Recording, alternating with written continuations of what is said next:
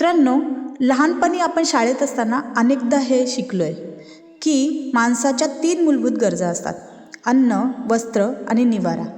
पण मोठे झाल्यावर कधी आपण हा विचार केलाय का की ह्या 3 गोष्टींची लिमिट नक्की काय असायला हवी? आता तुम्ही म्हणाल की हा क्वेश्चन मध्येच तुला काय आला? कारण जसे जसे आपण मोठे होतो तशी सुरू होते कंपॅरिझन. अद्वैत वेदांत आपल्याला काय सांगतं माहिती आहे की कंपॅरिझन ही अज्ञानातून जन्म घेते. आता तुम्हाला तर माहिती आहे की लहान मूल स्वतःला कधीच इतरांशी कंपेअर नाही करत. ते फक्त निरागस असतं, वर्तमानात जगत असतं.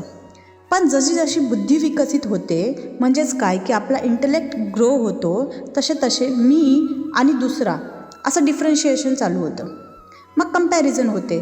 तो माझ्यापेक्षा हुशार आहे, ती माझ्यापेक्षा सुंदर आहे, त्याच्याकडे जास्त पैसा आहे, मला खूप कमी सक्सेस मिळाले आणि असं बरंच काही.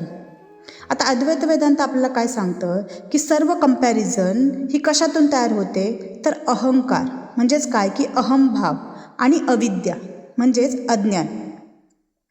जेव्हा मी वेगळा आणि दुसरा वेगळा अशी भावना निर्माण होते, तेव्हाच हे कंपॅरिझन, कॉम्पिटिशन, जेलसी आणि दुःख यांचा जन्म होतो. पण अद्वैत वेदांत आपल्याला काय सांगतं माहिती आहे की अंतिम सत्य हे एकच आहे.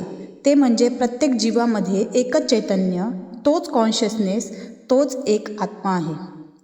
जेव्हा सर्वम खल्विदम ब्रह्म आणि अहम ब्रह्मास्मी याचा अनुभव येतो, तेव्हा कंपॅरिझन करायला काहीच उरत नाही. कारण दुसरा कोणी नसतो.